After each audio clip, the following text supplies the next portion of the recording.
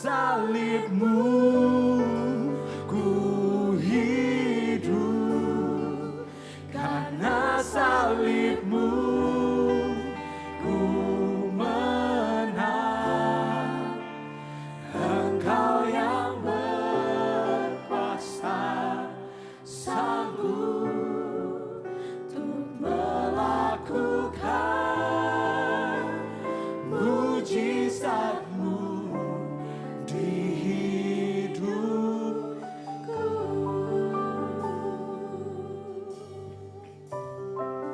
Oh, karena salib-Mu Yesus, Kau menangkan setiap kami Tuhan. Kami bersyukur Yesus, kami menyembah-Mu Tuhan.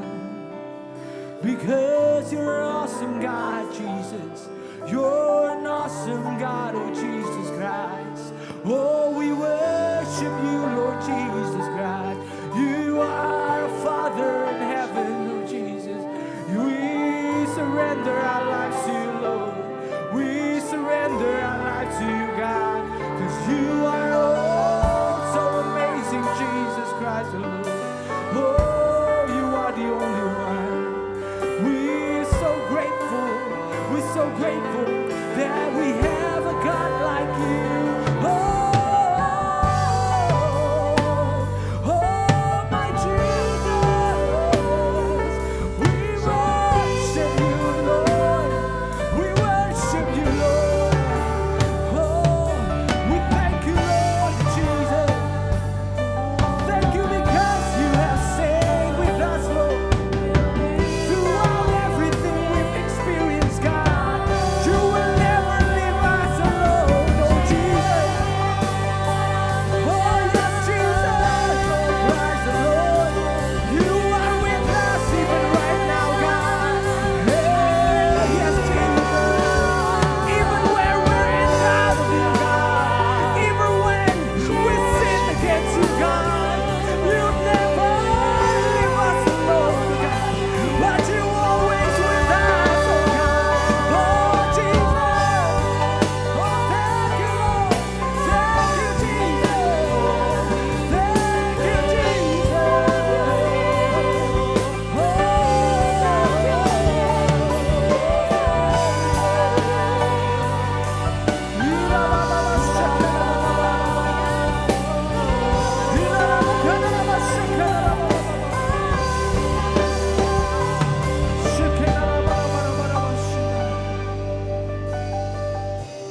Setiap hati yang datang dengan kehausan, setiap hati yang datang ke tempat ini untuk mencari Tuhan, kalian tidak akan pernah pulang dengan sia-sia. Karena Tuhan Yesus sudah siap untuk menyentuh, untuk mengubah hidup setiap orang yang bersandar padanya.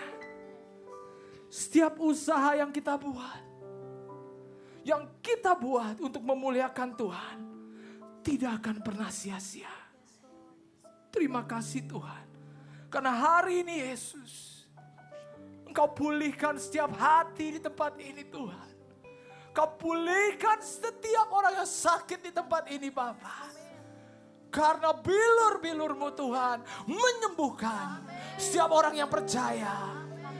Karena hati-Mu Tuhan, karena kasih-Mu Tuhan, memulihkan setiap hati yang terluka, setiap hati yang hancur Tuhan. Engkau sanggup untuk membangunnya kembali Tuhan. Tidak ada kata terlambat untuk-Mu Yesus. Tidak ada kata terlambat untuk Engkau Tuhan untuk bekerja dalam hidup manusia. Terima kasih Bapa, karena hari ini Tuhan, firman-Mu boleh turun di tempat ini. Karena hari ini Tuhan, setiap kami di tempat ini akan bertemu secara pribadi dengan Kau Tuhan. Karena hari ini Tuhan, ada satu perubahan yang Kau mau taruh dalam setiap kami Tuhan, yang mau ditaburi oleh firman-Mu. Kami percaya Yesus, dan hamba-Mu ini berdoa Tuhan, supaya firman Tuhan hari ini bukan keluar dari mulut hamba-Mu ini saja, tapi keluar dari hati-Mu Tuhan, dan masuk ke setiap hati yang ingin mendengarkan Tuhan, yang menyambut firman-Mu dengan sukacita. Terima kasih Bapa, sembunyikan hamba-Mu di balik salib-Mu. Karena sesungguhnya hamba-Mu ini penuh dengan kekurangan Tuhan. Karena sesungguhnya hamba-Mu ini penuh dengan keterbatasan. Tapi Engkau Allah yang tidak terbatas Tuhan. Tidak ada yang dapat membatasi kuasa-Mu Tuhan.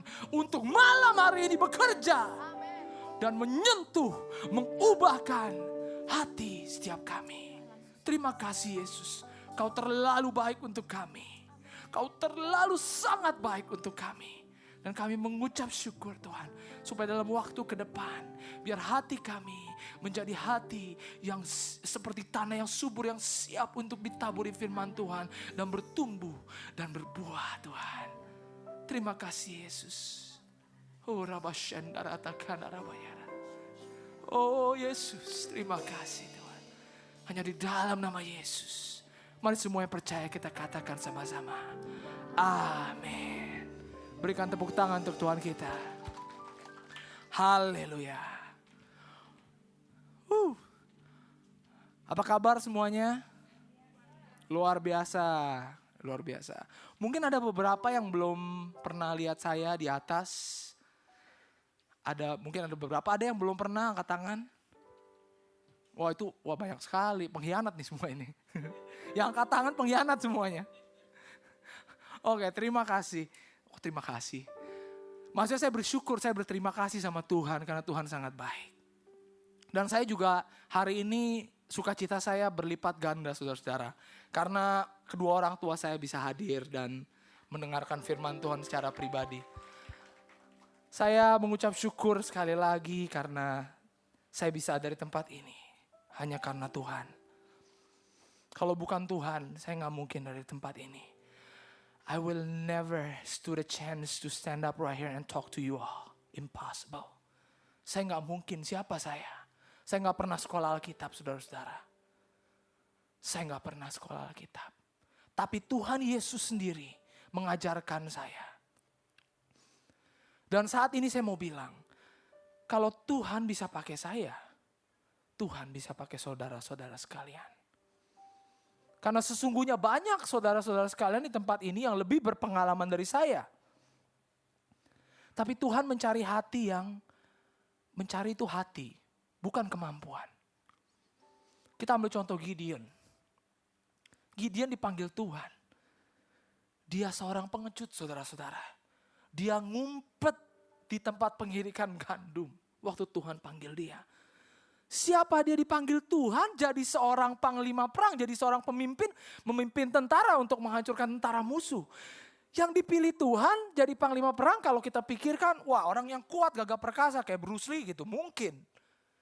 Wah dia keren, dia jago berantem. Tapi siapa Gideon saudara-saudara? Dia seorang pengecut. Tapi Tuhan panggil dia bukan karena kemampuannya, tapi karena hati Gideon. Terlebih lagi saudara-saudara, kita manusia yang penuh keterbatasan. Tapi Tuhan kita tidak terbatas. Amin. Tema khotbah saya hari ini is walk on water. Artinya berjalan di atas air. Gimana nih udah di Amerika kok gak ada yang bisa jawab. Berjalan di atas air. Haleluya. Lulus ya semua tes Englishnya. Good. Pas-pasan ya di belakang tuh. Ada yang bilang pas-pasan. Saya juga waktu lulus TOEFL dulu pas-pasan kok. As long as good to go here, that's it. Cukup. Yes, tema khotbah saya walk on water hari ini. Berapa bulan yang lalu waktu pastor assign saya, it's about like 3 weeks ago or a month ago, waktu pastor Billy jadwalkan saya, kamu khotbah bulan depan ya tanggal 20. Oke. Terus saya berdoa, Tuhan mau khotbahnya apa? What is your message God? Dan Tuhan kasih saya walk on water. Ya saya lihat ayatnya, I walk on water. Saya buka Matthew chapter 14, chapter 22 to 33. Waktu saya baca, ini biasa Tuhan, udah sering baca. Apa yang mau saya khotbahin? Gak ngerti, saya juga gak ngerti saat itu. Saya tanya Tuhan, tapi kalau Tuhan udah nyuruh, ya udah jalanin aja. Lalu dari detik itu sampai hari ini saya langsung digembleng sama Tuhan. Langsung disekolahin sama Tuhan selama sebulan. Dihajar habis-habisan. Jadi setiap kali dari dulu, sejak dulu, kalau dikasih khotbah sama pastor, selalu ada serangkaian peristiwa untuk saya khotbahin gitu, yang terjadi. Karena saya belum pernah sekolah Alkitab. Jadi Tuhan tahu keterbatasan saya. Jadi gimana caranya kalau saya belum pernah sekolah Alkitab, how do I preach? Tuhan bilang, I will teach you. Lewat kehidupan saya sendiri. Dan saya mau bilang satu hal, it's not the easiest thing to do. Saya dan istri saya, we struggle. Tapi saya tahu satu hal, we walk on water. Tema kita berjalan di atas air. Kalian bisa jalan di atas air? Ada yang bisa jalan di atas air, angkat tangan di tempat ini? Ada yang bisa benar-benar jalan di atas air? Gak ada. Gak ada. Karena gak ada, ini hal yang mustahil sebenarnya untuk manusia lakukan. Makanya magician use this trick. Jadi popular. Why? Because it's impossible to do with normal human being. Kalau ada orang bisa jalan di atas air, kan kalau di kungfu Shaolin mereka lari di atas air. Mungkin masih bisa, ilmu meringankan tubuh. Saya juga gak tahu bener apa enggak. Tapi kalau jalan di atas air, it's walking. It's impossible, right? It's impossible. Sama yang terjadi dalam kehidupan kita. Dan tema khotbah kita hari ini, saya mau ambil dari Matthew chapter 14, 22 to 33. Dan kita akan dissect satu ayat demi satu ayat. Karena jujur, setelah 1 bulan, setelah 3 minggu, saya baca lagi ayat ini. Banyak sekali langsung tiba-tiba satu ayat ini langsung berbicara, satu ayat ini langsung berbicara. Saya bilang, wow. Dan itu setelah saya mengalami serangkaian peristiwa ini yang tidak mengenakan. Kita akan buka satu-satu. Kita buka pertama Matthew 14 chapter 22. Kita dimunculkan di depan Pak Timotius. Terima kasih. Sesudah itu, kita baca sama-sama ya. 1, 2, 3. Sesudah itu Yesus segera memerintahkan murid-muridnya naik ke perahu dan mendahuluinya ke seberang. Sementara itu ia menyuruh orang banyak pulang. 2, 3.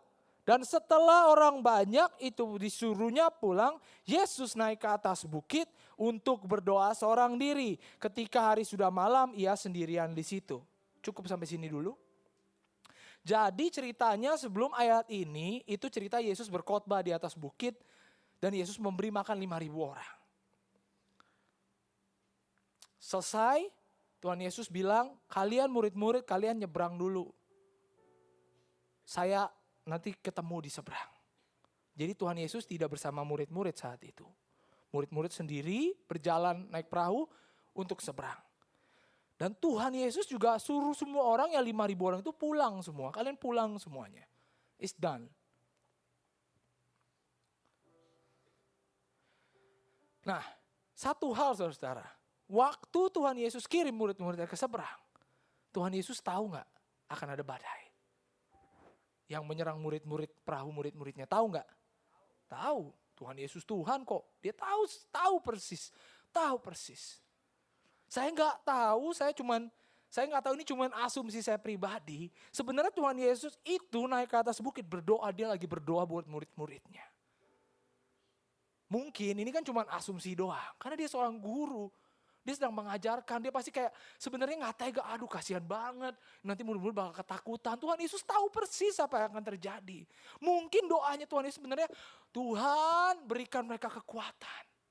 Kita nggak tahu, ini cuma karangan saya sendiri atau mungkin benar, saya yakin. Karena saya yakin Tuhan kasih hatinya juga pada saya dan saya tahu hati Tuhan itu lembut sekali.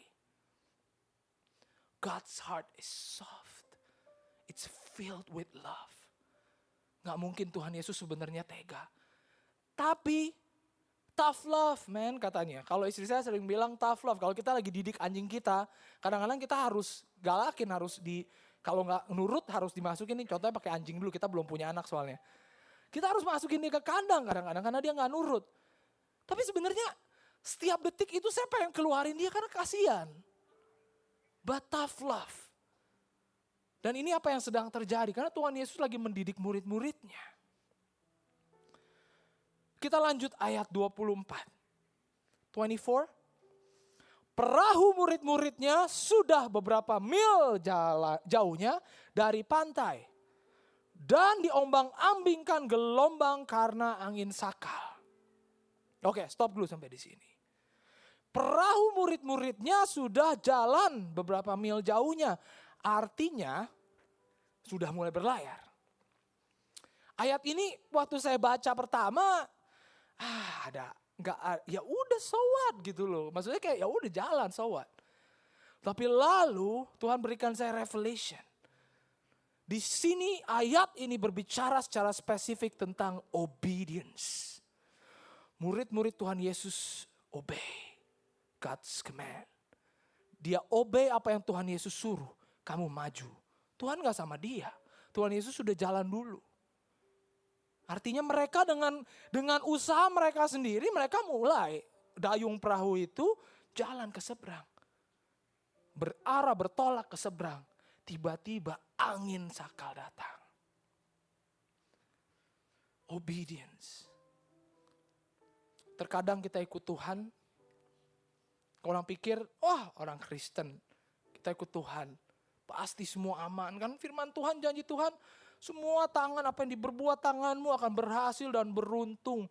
Through Christ who strengthen me, I can do everything. Betul kan? Betul, itu memang benar. Gak ada yang salah dari situ.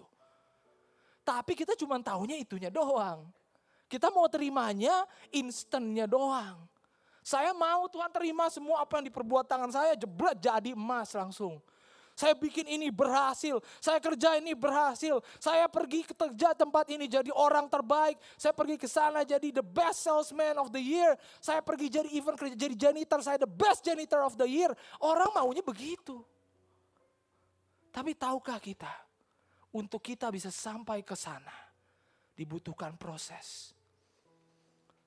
Kalau itu kita ambil contoh dari orang-orang yang di Alkitab. Secara biblikal. Kita lihat orang-orang dunia. Orang-orang yang terkenal di dunia. Jack Ma.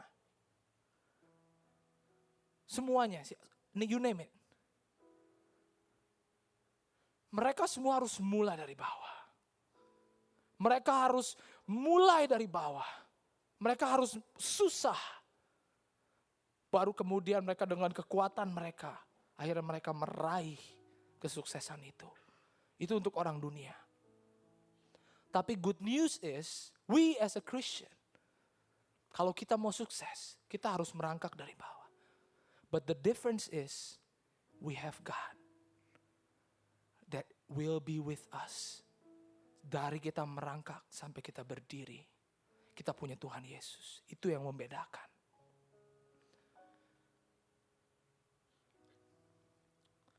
Saat gelombang ini terjadi, saat angin topan ini terjadi, saudara-saudara.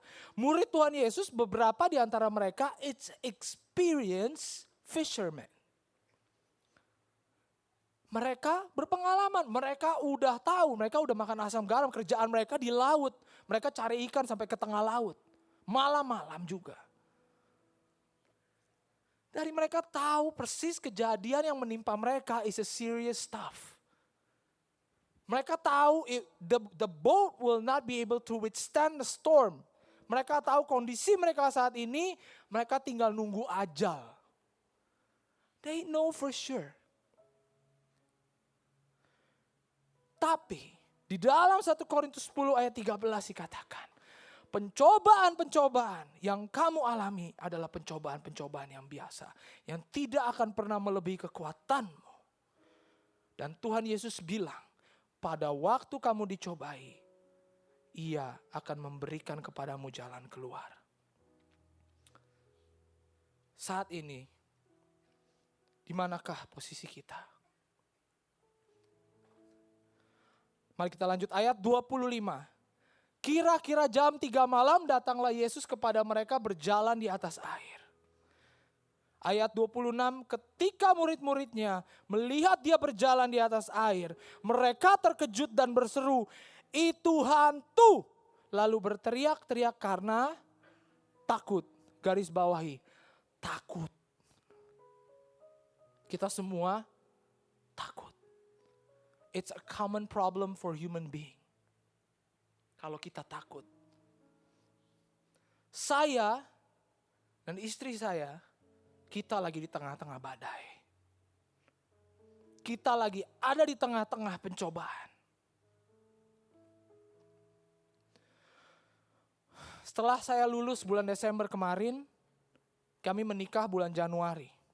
Sebelum itu, waktu saya mau balik kemari, sebenarnya harusnya udah ada pekerjaan. Pikir aman, balik udah ada kerjaan. Begitu sampai di sini, 1 hari kemudian, saya tidak dapat pekerjaan itu. Dalam 1 detik, saya merasa hidup saya seperti ditungging balikan. I'm jobless. What should I do? Saya takut sekali saat itu. Istri saya juga takut lah. Suami saya gak punya kerjaan. Mau gimana? Mau makan batu? Kita hidup, we live in the most expensive city in the world. In the world. San Francisco is the most expensive city in the world. And I am jobless. I am a husband. I'm no longer a boyfriend. I'm a husband. But I'm jobless. Bayangkan, saya bukan hanya takut, tapi saya ditimpa banyak sekali beban. Saya langsung merasa saya gak worthy. Kami takut, saudara. Bahkan istri saya, karena kita lagi di tengah-tengah kekhawatiran ini, dia bilang, dia buka bank account, "Oh my God, we are below poverty." What? You know, that's serious, right? Sebenarnya kan enggak, tapi karena takut. Karena takut. Saat kita takut, mata kita dibutakan. Kita gak bisa membuat keputusan yang rasional. Saat kita takut, yang kita lihat cuma apa yang ada di sekeliling kita. Kita gak lihat the big picture. Saat kita takut, kita gak bisa lihat Tuhan. Dan kita menghalangi rencana Tuhan untuk terjadi. Singkat cerita. Di kondisi kita kembali dulu ke kondisi murid-murid Yesus. Dibilang jam 3 malam. Artinya jam 3 malam itu sudah pagi kan? Toh pagi. Sekarang kalau zaman sekarang, kenapa jam 3 malam? Ini pertanyaannya. Sekarang kalau zaman sekarang jam 3 malam mungkin masih banyak lampu. Jam 3 malam masih ada kehidupan. Bar masih buka, mungkin ada tempat dugem dan lain-lain sebagainya. Tapi ini berapa ribu tahun yang lalu. Jam 3 pagi, gak ada yang bangun kecuali kelelawar dan teman-temannya. Manusia semuanya tidur, orang udah gelap. Tidak ada kehidupan dan ini di pantai, pinggir pantai. Sekarang ada mercusuar, zaman dulu belum ada mungkin. Jadi kondisi pantai malam itu gelap total, gelap gulita. Bayangkan murid-murid Tuhan Yesus saat itu. Mereka gak bisa lihat apa-apa, gelap. Kapalnya diombang-ambing, dihajar oleh air. Mereka helpless, saudara. Jam 3 pagi menggambarkan as a desperate situation. Where it hits them. However, pay attention to the next word. Kira-kira jam 3 malam. Datanglah Yesus kepada mereka berjalan di atas air. Ayat 25, Tim. Datanglah Yesus. Tuhan kita tuh luar biasanya begini. Kalau orang pikir, wah Tuhan kita tuh bukan Tuhan yang jauh di atas. Dia lihat dia kasih pencobaan, dia cuma nendang doang. Sana lu kerjain sendiri, terus dia pergi. Syukur lu, gak begitu. Tuhan kita beda. Tuhan kita saat kita di tengah badai, dia ada bersama kita di tengah-tengah badai. Buktinya ini ayat ini bilang. Itu di tengah badai Tuhan Yesus datang. Di jam 3 malam saat situasi yang paling desperate bagi murid-muridnya. Tuhan Yesus ada di situ. Tapi karena takut, mereka gak bisa lihat Tuhan. Mereka lihatnya hantu. Itu setan. Padahal itu Tuhan loh. Tapi karena mereka takut, mereka dibutakan. Apa yang terjadi singkat cerita dengan hidup kami? Akhirnya saya dapat kerjaan. Saya dapat beberapa interview, dapat beberapa tawaran. Akhirnya saya pilih satu. Tapi saat saya terima kerjaan ini, saya lebih takut daripada saya sebelum menerima kerjaan. Saat saya terima kerjaan ini, baru saya digembleng sama Tuhan. Saya kerja di marketing company. We do business to business, selling office supply. Dan saya harus travel every day, knocking 60 to 70 door business to business every day. To sell office supply. Man, in this job, everything about me is, my pride is being crushed to the ground. That's how I feel. Saya merasa saya sedang melakukan pekerjaan yang sangat terhina. Karena saya merasa terhina. Setiap kali saya masuk every single business, tatapan mereka kayak ngelihat gembel, saudara-saudara. Who are you? What do you want here? I can't express my feeling right now. Saya merasa saya sangat terhina. Jujur saya terlahir di keluarga yang berada. So, I can say that my life is pretty spoiled. Very spoiled actually. Bahkan dulu saya pernah gak naik kelas sekali. Gak naik kelas, besokannya saya diminta gitar listrik dibeliin sama mama saya. Bayangkan. Habis gak naik kelas. Besokannya mau gitar listrik, dibeliin langsung. Live so comfortable so far. I live too comfortable actually. Jadi waktu saya mengalami ini, saya sangat hancur saudara-saudara. Dan lebih hancurnya lagi saya kerja travel from business to business. Saya lewatin Google Complex. Saya lewatin pekerjaan yang high tech. Saya bilang, Tuhan saya maunya kayak gini Tuhan. Kenapa begini dapatnya? It's hard. But satu hal yang merubah pandangan saya. Waktu saya menangis di hadapan Tuhan, Tuhan cuma bilang begini. I don't want you to carry the burden. I don't want you to carry the burden. I just want you to experience what I experienced before. Bayangkan Tuhan ngomong gitu, saya langsung nangis saudara-saudara. Saat itu juga saya nangis. Tuhan bilang ke saya, this is how they reject me. Kamu cuma di-reject sama orang-orang yang memang gak kenal. Karena memang orang udah skeptical. It builds in their mind. Ada salesman masuk, no, we don't need anything. Go away, we don't need anything. Tapi Tuhan Yesus di-reject sama bangsa yang sudah Dia tolong. Tuhan Yesus di-reject, bukan hanya di-reject, bukan hanya ditolak. Dia dibunuh oleh orang-orang yang sudah Dia tolong. Waktu Tuhan bilang itu, saya gak bisa nahan air mata saya. Saya bilang, ampun Tuhan, saya baru begini aja, saya udah ngeluh. Tapi Tuhan Yesus mengalami yang jauh lebih menderita daripada apa yang bisa kita manusia alami. Tuhan cuma mau bilang, I just want you to have a glance. Don't take it too hard. Don't carry the burden. Saat itu kenapa saya merasa hati saya hancur, kenapa saya merasa pride saya hancur? Karena I take it too hard. Karena saya masukkan ke hati. Tapi Tuhan bilang, no, don't carry the burden. I'll take care of it. All I want you to do is just go. Even you sell nothing, just go. Do your job. Be obedient to me. Dan itu merubah pandangan saya langsung. Segala ketakutan saya sirna. Saya bilang terima kasih Tuhan. Haleluya.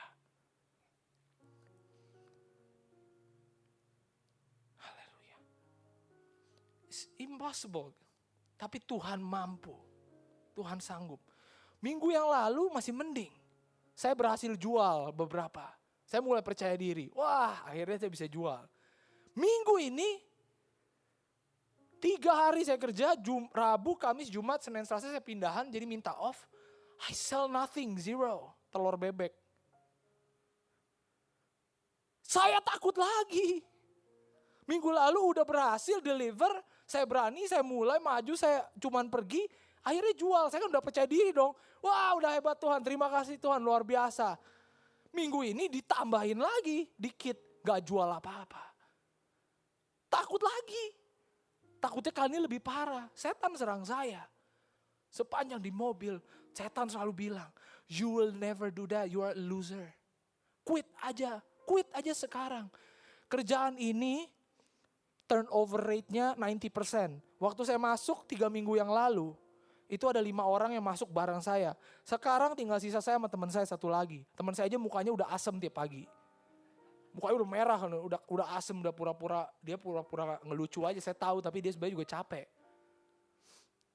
90% turnover rate. Setiap hari mereka tuh interview orang baru. Jadi sebenarnya we are so ready to get disposed that easily.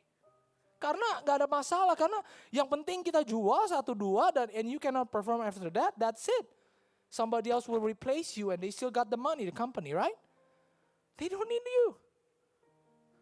Unless you can perform, they're not gonna need you. It's easily disposal. They're just gonna dispose you. Tapi saat iblis bisikan, you are a loser. Quit aja. Saat itu saya udah, halo Tuhan saya mau quit aja Tuhan. Gak betah Tuhan, kemarin Jumat ini baru terjadi hari Jumat.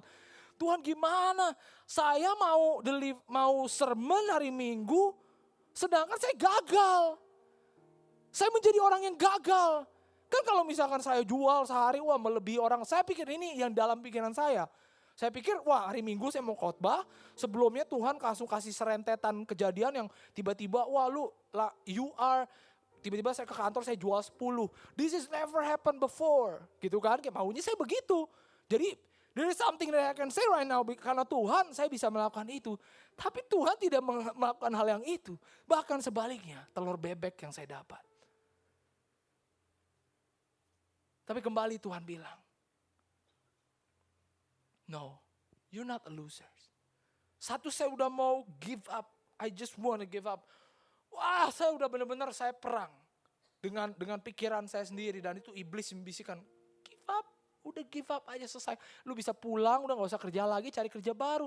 Give up yang ini, give up. Tapi tiba-tiba Roh Kudus berbicara lembut dalam hati saya. Don't give up.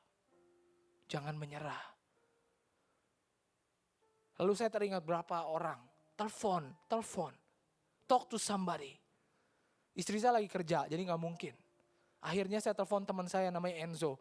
I believe that some of you know about him, Enzo. I call him. And then we spoke on the phone. I vent out everything. You know what? I don't know man, blah, blah, blah. I vent out anything in my heart to him. And he prayed for me. And then I feel like, thank you Jesus that I don't give up. That I didn't give up. Dan saya memutuskan saya gak akan quit.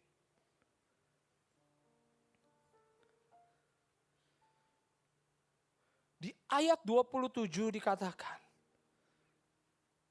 saat mereka takut, Tuhan Yesus bilang apa? Tenanglah, ini aku, jangan takut. Kata di sini yang mau saya garis bawahi, tenang.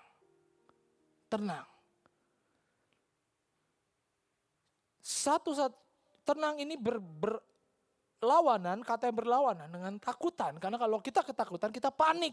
Kita tidak bisa membuat pikiran yang rasional. Kalau saya ikutin, saya quit saat itu juga. Saya tinggal quit, gampang kok. That's it. I just have to quit. That's so easy to do. I just have to go back to the office, say, I can't do this anymore. I'm done. It's so easy. It's so easy things to do. Tapi Tuhan Yesus kasih saya ketenangan. Saya masih ingat khotbah Pastor Sony kalau nggak salah yang waktu bilang, ketakutan itu roh sebenarnya. Roh ketakutan. Benar Pastor ya Pastor itu? Ya. Roh ketakutan. Karena itu roh kita bisa tengking di dalam nama Yesus. Dan Tuhan akan memberikan roh pengharapan. Karena ketakutan dan pengharapan tidak bisa di satu wadah. Gak mungkin ada ketakutan dan lalu ada pengharapan at the same time. Gak bisa. Saat kita usir keluar ketakutan, baru pengharapan bisa masuk. And I practice that. I say, fear, you go away now in Jesus' name. Dan saya mendapat kekuatan baru saat itu. Fear makes the disciples blind spiritually at that point. Orang Yesus ada di situ kok. Tapi mereka gak bisa lihat itu.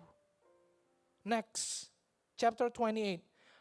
Lalu Petrus berseru dan menjawab dia, Tuhan, apabila engkau itu, suruhlah aku datang kepadamu berjalan di atas air. Dan 29 berkata, kata Yesus, datanglah. Maka Petrus turun dari perahu dan berjalan di atas air mendapatkan Yesus. Ada yang menarik dari ayat 28 dan 29. It seems like contradicting each other. Ayat 28 dibilang, Tuhan apabila engkau itu. Artinya waktu itu Petrus kan sebenarnya ada doubt there.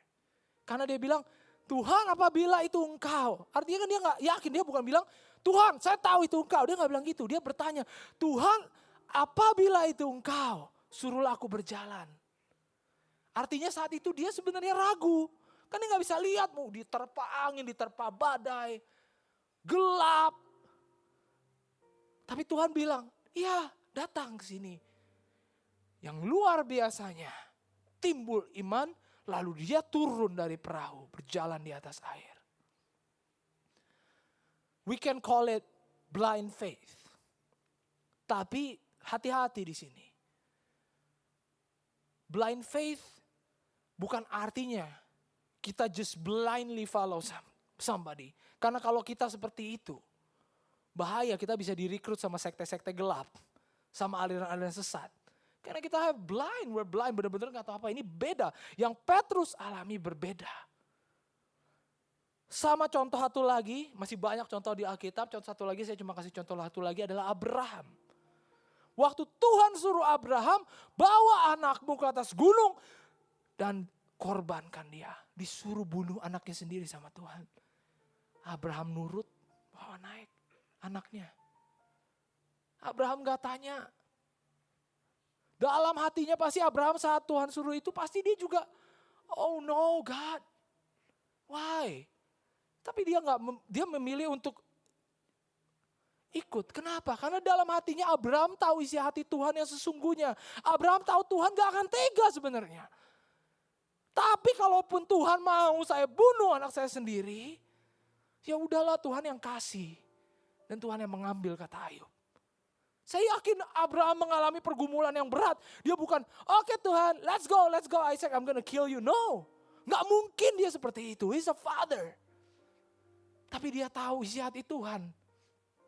Jadi, blind faith yang kita bilang di sini hanya bisa terjadi oleh karena beberapa hal. Kita akan bahas ini. Yang pertama, why Peter and Abraham trust God without even a clear vision apa yang akan terjadi di depan.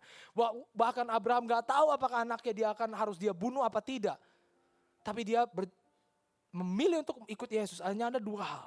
Ini yang perlu kita catat. The main thing of my sermon today. Yang pertama, relationship with God. Semua ini terjadi karena mereka punya relationship sama Tuhan. Petrus sudah berjalan dengan Yesus sebelum kejadian ini. Banyak lama sekali dia mengalami serangkaian kejadian-kejadian. Dia melihat Yesus melakukan ini. Dia tahu hati Yesus bagaimana. Abraham pun sebelum hal itu terjadi, Abraham sudah punya tahunan waktu bergumul dan have personal relationship sama Tuhan. Makanya mereka sebenarnya nggak blind. They're not blind.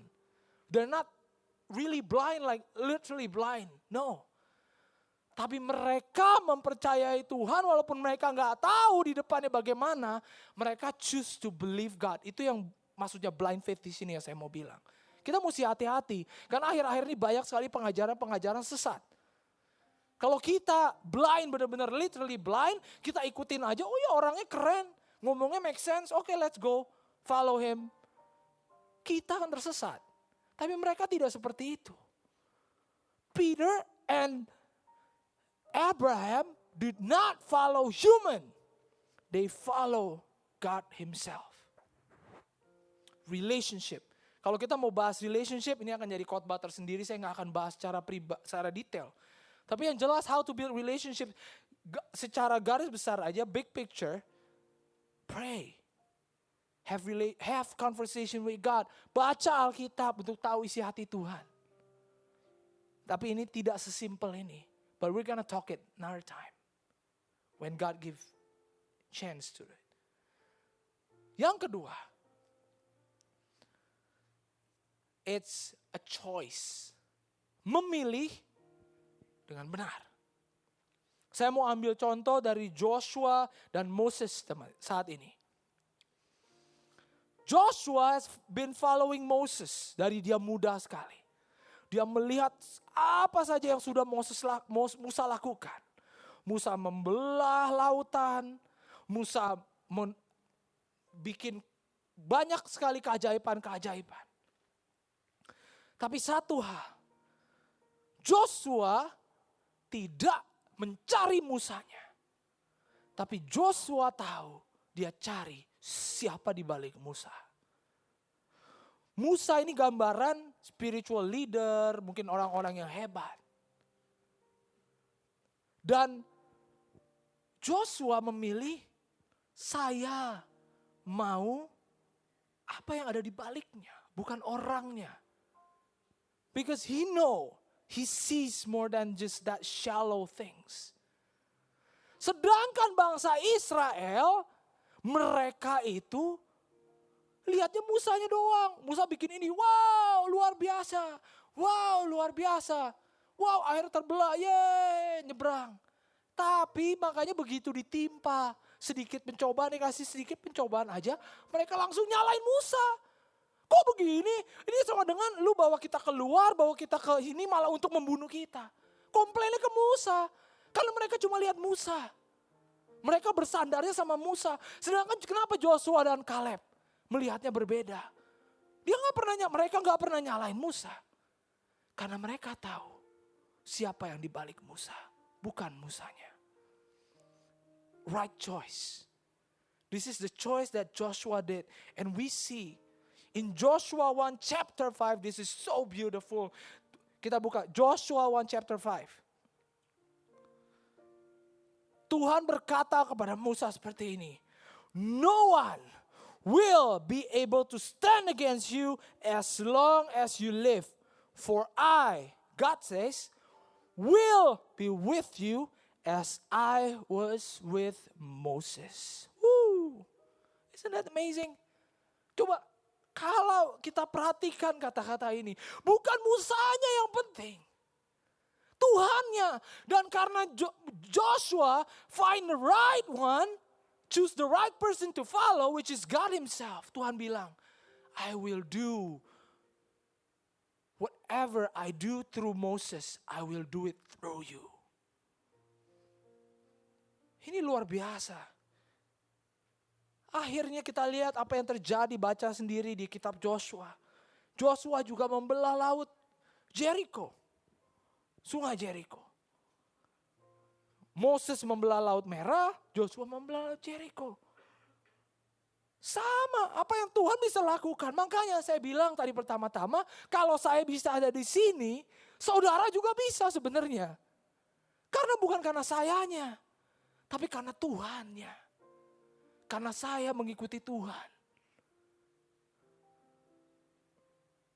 Sebenarnya kalau hari Jumat itu, saya bilang, I give up. I choose to hear what the devil said to me. You are a loser. Then I am a loser. Then I agree. to the demon, I am a loser. Saya gak akan ada di sini hari ini. No. Saya akan malu, saya gak akan punya muka. Saya akan teks Pastor Billy, mungkin hari Sabtu atau hari itu juga. Pastor sorry, saya gak bisa khotbah.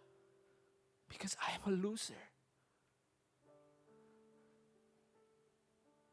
Ataupun saya paksain berkhotbah pun gak akan ada powernya. Mungkin saya cuman, ya ayat 23 berkata ketika dirasa, ya. Gak akan ada confidence. Tapi kenapa saya punya confidence? Because I don't give up. And I follow God all the way. I choose to trust in Him even we don't know. Saat kita gak tahu.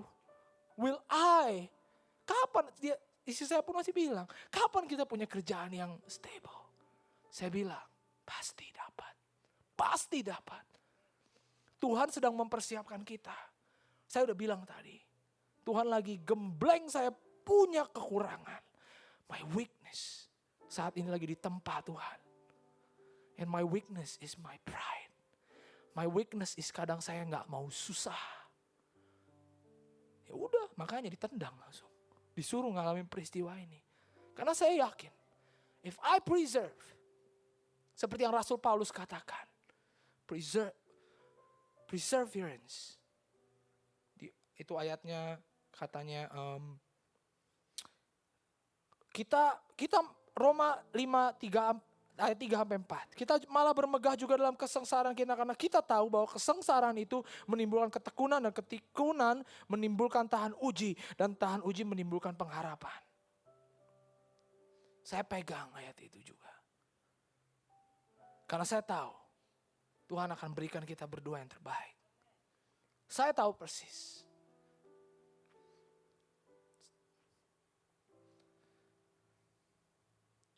Satu lagi yang ini kesaksian pribadi saya. Berapa waktu yang lalu saya nonton khotbah Philip Mantova di YouTube. Saat itu Philip sedang berkhotbah. Dia berkhotbah di generasi youth, ada anak-anak. Lalu terakhir dia panggil anak-anak itu untuk maju. Dia bilang, anak-anak, ini bilang ke anak-anak. Dia bilang, dosa apa yang kau lakukan dan kau mau hadapi, mau akui di hadapan Tuhan, kau maju semua saat ini. Jarang ada pendeta yang berani ngomong gitu, karena pasti gak ada yang mau maju toh. Suruh ngakuin di depan. Dikasih mic-nya ke anak-anak itu, kamu ngapain? Anak bilang, saya berbohong sama orang tua saya. Saya mencuri ini, saya ngelakuin ini, saya ngelakuin itu. Wow, saya waktu nonton itu berkaca-kaca karena this is God. Ini gak mungkin kalau bukan Tuhan yang suruh dan bukan Tuhan yang menggerakkan anak-anak itu, gak mungkin maju. Gak mungkin mau ngakuin dengan penuh kepercayaan diri. Anak-anaknya ngakui percaya diri loh. Saya kemarin begini. Lalu Pastor Vini cuma bilang, saat kau maju, Tuhan sudah mengampuni engkau. Anak itu tumbang. Wow, saya nangis. Saya nangisnya bukan karena itunya saudara-saudara. Tapi Tuhan berbisik ke telinga saya. Jelas sekali Tuhan bilang, what I do through him, I will do it through you. Wow, saya waktu Tuhan bilang itu, saya siapa Tuhan? Who am I?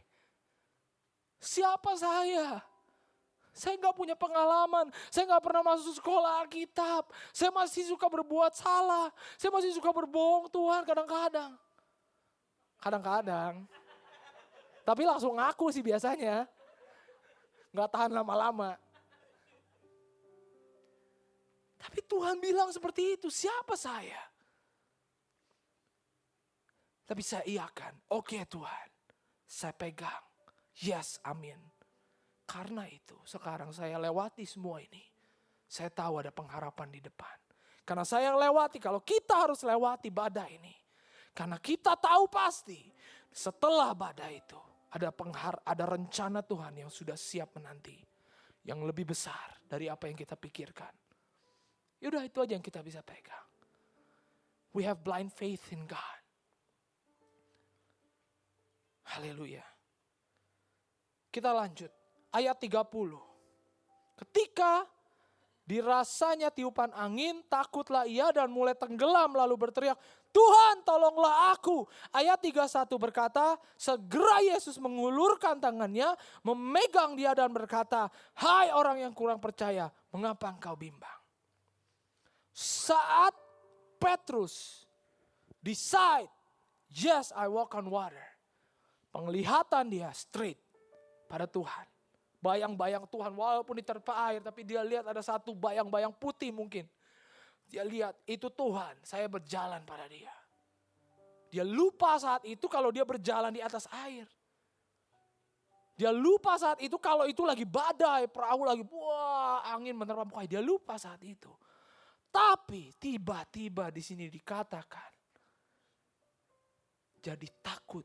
Mungkin satu tiba-tiba lagi lihat, tiba-tiba ada suara angin kencang. Lalu dia langsung melihat ke samping.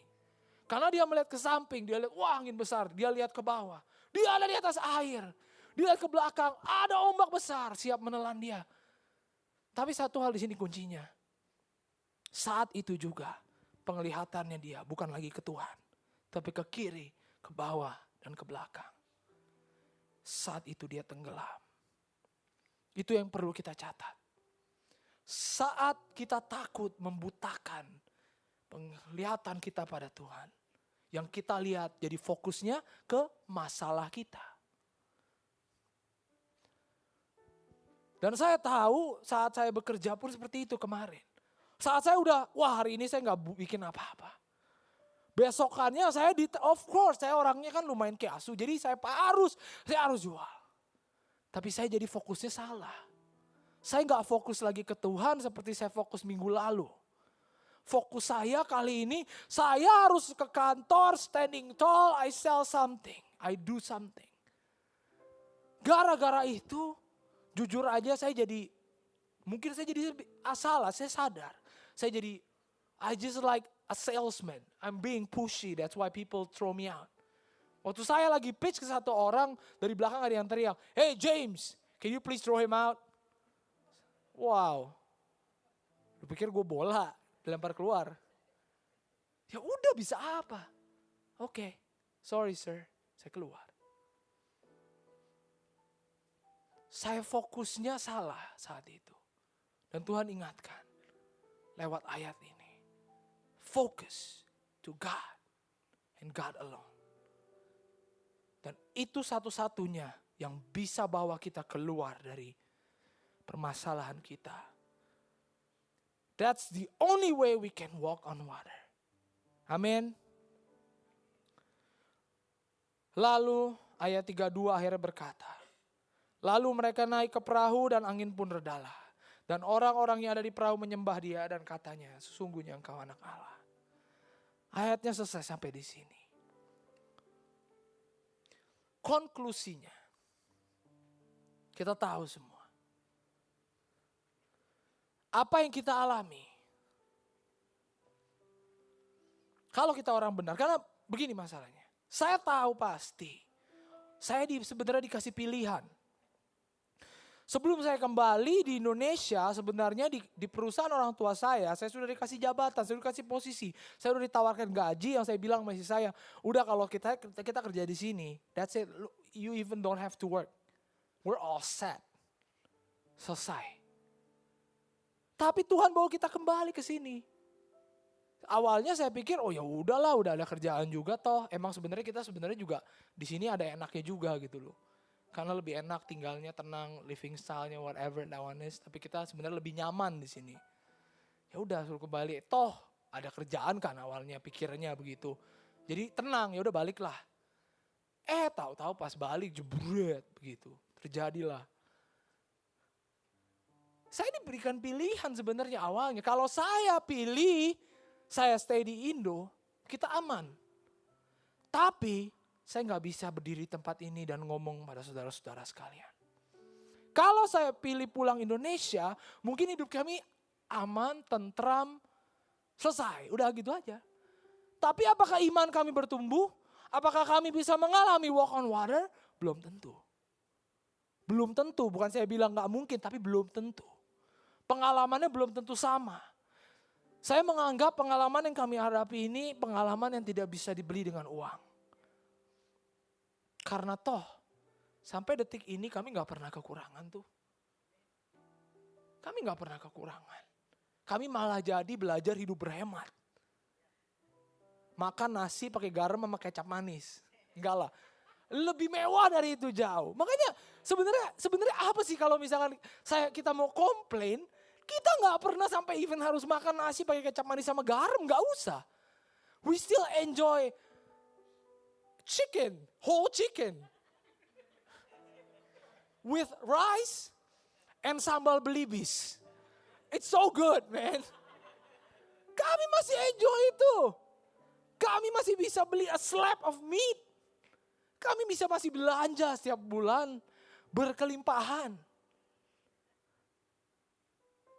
Tapi terkadang memang manusia, saya sendiri pun seperti itu. Kadang kita dikasih dikit diambil, kita punya comfort zone, ditarik keluar dari comfort zone kita langsung ngeluh. Kita langsung, Tuhan ini gak enak. Memang gak enak. Tapi itu satu-satunya cara. Kalau kita mau maju, kita harus ditarik keluar dari comfort zone. Saya kasih contoh lagi Yusuf waktu dia diberikan janji sama Tuhan, Tuhan bilang dunia akan berlutut di hadapanmu. Dan janji yang Tuhan berikan pada Yusuf itu akan terjadinya di Egypt. Tapi saat itu Yusuf ada di Israel. Dan Yusuf anak papi, anak kesayangan papi. Sehingga dia dibenci sama saudara-saudaranya karena papinya overprotective dan kayak terlalu sayang sama dia sampai dikasih jubah yang katanya mahal sekali. Sedangkan saudara-saudaranya tidak. Makanya dia dibully gitu kan. Tapi saat itu Yusuf bisa gak jadi seorang pemimpin yang memimpin seluruh dunia? Gak bisa. Jadi apa dia, orang bapaknya aja, udah gak usah kerja, nanti kaki kamu sakit. Udah gak usah kerja di rumah aja biar saudaramu yang bekerja. Dia spoiled. Tapi Tuhan tahu, I give you my word. The only way for my word to happen is I need to stretch you out. Karena sekarang kalau mau dibilang gini, Tuhan bilang kamu akan bisa berjalan dari sini sampai exit sana. Kita cuma bisa bilang, yes Tuhan saya percaya. Udah, nyampe gak saya di sana? Gak nyampe, saya cuma bilang, yes Tuhan saya percaya. Udah tuh saya duduk di sini. Gak akan saya bisa sampai di sana. Tapi saya bilang, yes Tuhan saya percaya, dan saya melangkah, saya jalan ke sana. Saya akan sampai di sana. Itu yang Tuhan mau kita lakukan. Tuhan janji Tuhan untuk kita semua, bukan cuma saya. Tapi semua adalah yang tadi saya bilang. Apa yang diperbuat tangan kita akan berhasil dan beruntung. Through Jesus Christ we can do anything. Itu yang janji Tuhan. Dan masih banyak lagi di Alkitab kalau kita mau baca. Baca Alkitab. Tapi untuk kita sampai di situ, there is nothing instant. We have to make a move. Amin. Yusuf bilang di ayat 20, Kejadian 50 ayat 20, gak usah ditampilkan. Memang kamu telah mereka-rekakan yang jahat terhadap aku, tapi Allah telah mereka-rekakannya untuk kebaikan. Dengan maksud melakukan seperti yang terjadi sekarang ini, yakni memelihara hidup suatu bangsa yang besar. Yusuf baru bisa berpikir seperti ini karena dia obey God. Pelan-pelan Tuhan bukakan. Kenapa Tuhan biarkan dia dikhianati saudara-saudaranya sendiri? Karena kalau enggak, dia enggak bisa sampai di Egypt. Satu persatu kelemahan Yusuf dibentuk sama Tuhan, diubah sama Tuhan. Yang dari dia jadi anak mama, dia harus menjadi budak. Dia harus dijual, harga dirinya dijatuhkan. Baru dia bangkit pelan-pelan dari itu. Dia berhasil lagi. Dimanapun dia berada. Di rumah Potifar, di rumah musuhnya sekalipun. Dia menjadi orang kepercayaannya.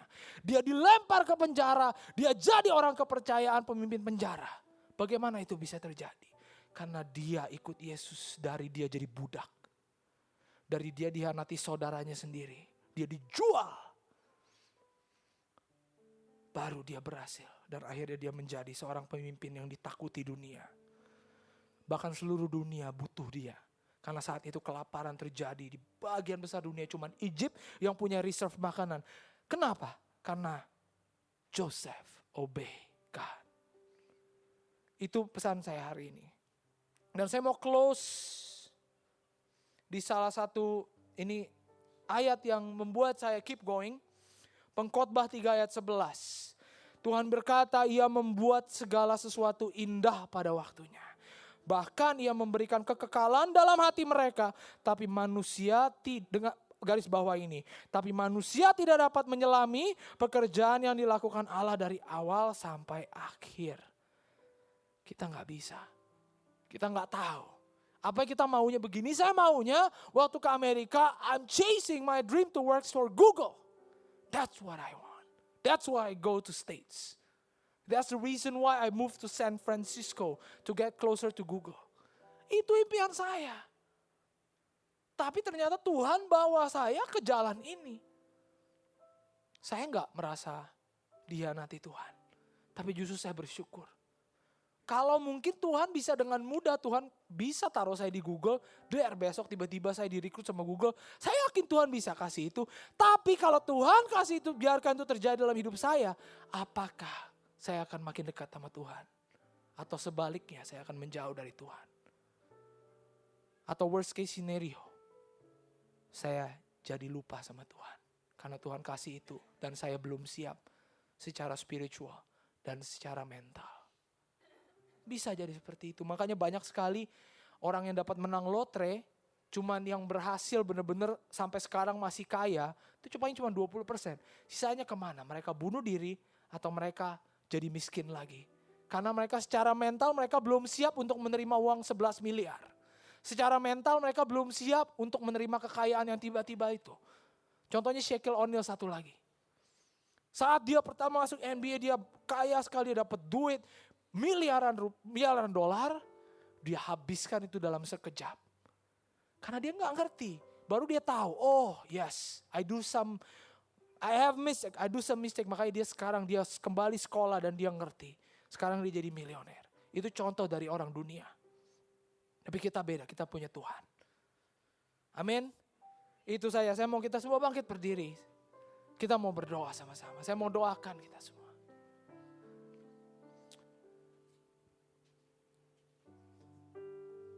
Saya mau kita nyanyikan satu lagu sebelum itu. Tak terbatas kuasa-Mu Tuhan. Semua dapat Kau lakukan. Apa yang kelihatan mustahil bagiku, itu sangat mungkin bagimu. Sekali lagi kita katakan, tak terbatas kuasa-Mu Tuhan. Oh, semua dapat Kau lakukan. Apa yang kelihatan mustahil bagiku, itu sangat mungkin bagimu.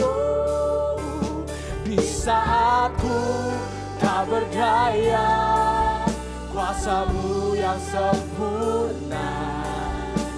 Ketika ku percaya, mujizat itu nyata. Bukan karena kekuatan, namun Roh-Mu ya Tuhan. Ketika ku berdoa, mujizat itu nyata. Oh, saat ku tak berdaya, kuasa-Mu yang sempurna. Ketika ku percaya, mujizat itu nyata. Bukan karena kekuatan, namun Roh-Mu ya Tuhan. Ketika ku berdoa, mujizat itu nyata.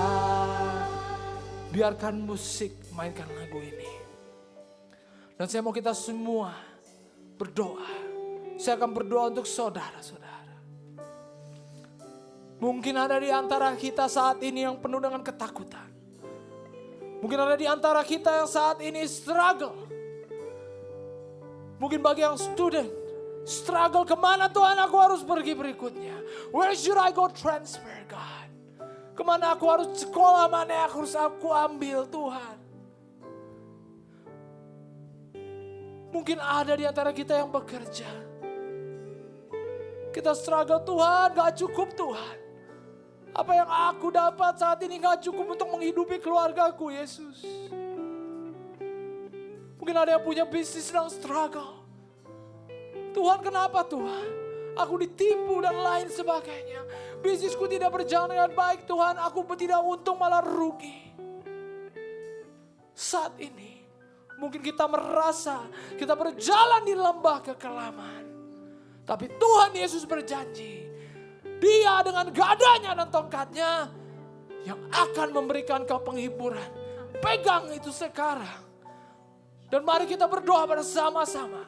Katakan dalam hatimu, serahkan pada Tuhan. Apa yang menjadi pergumulanmu saat ini, serahkan pada Tuhan. Katakan secara pribadi, ini waktunya berbicara dengan Tuhan. Karena Tuhan sedang mendengarkanmu saat ini. Tuhan sedang menyendengkan telinganya. Dan Tuhan siap untuk memberikan penghiburan bagimu. Bukan hanya itu, Tuhan berjalan bersamamu. Tuhan sendiri akan berjalan bersamamu di tengah-tengah badai. Di tengah lembah kelammu. Dan menuntunmu keluar dari itu. Bukan instantly mengangkatmu dari itu. Bukan instantly mengangkatmu keluar dari badai. Tapi bersama denganmu berjalan keluar dari badai. Itu Tuhan kita. Our God is not a God that spoiled us. Our God is a God that teach us. Our God is a God that give us strength from a practice. A constant practice. A practice of your faith. Tidak ada orang yang bisa memberikan iman kepadamu. Engkau harus latih imanmu. Kau harus pekerjakan imanmu. Itu satu-satu cara. That's the only way that your faith can grow. You have to work it out. But don't worry. The good news is God says, I will go with you step every step. Terima kasih Tuhan. Kami percaya Tuhan. Saat ini banyak Tuhan. Hati anak-anakmu di tempat ini yang kau lepaskan Tuhan.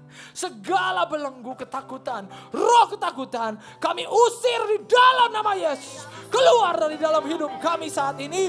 Ketakutan, roh ketakutan, iblis, kau tidak punya lagi ruang dalam hati kami. Karena saat ini Tuhan sedang menaruh roh pengharapan dalam hidup kami, dalam hati kami, di dalam nama Yesus. Oh, nama terima kasih Tuhan. Terima kasih, kami terima Tuhan. Kami terima Tuhan. Haleluya. Terima kasih Tuhan. Bapa, hamba-Mu boleh selesai sampai di sini Tuhan. Tapi aplikasi firman-Mu Tuhan baru akan dimulai. Dari sekarang sampai minggu depan, sampai selama-lamanya. Hamba-Mu berdoa di tempat ini Tuhan. Supaya setiap hamba-hamba-Mu di tempat ini yang bersedia untuk dibentuk oleh-Mu Tuhan. Kau berikan kekuatan. Di dalam nama Yesus. Kau berikan pengharapan Tuhan. Di tengah badai sekalipun. Kami dapat melihat Engkau Tuhan. Buka mata rohani kami Tuhan. Buka mata rohani kami Tuhan. Di dalam nama Yesus. Terima kasih Yesus.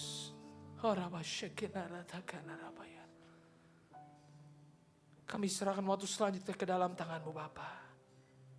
Biar Engkau Tuhan yang bertahta dalam hidup kami. Haleluya. Hanya di dalam nama Yesus. Kita telah berdoa mengucap syukur. Mari semua yang percaya katakan sama-sama.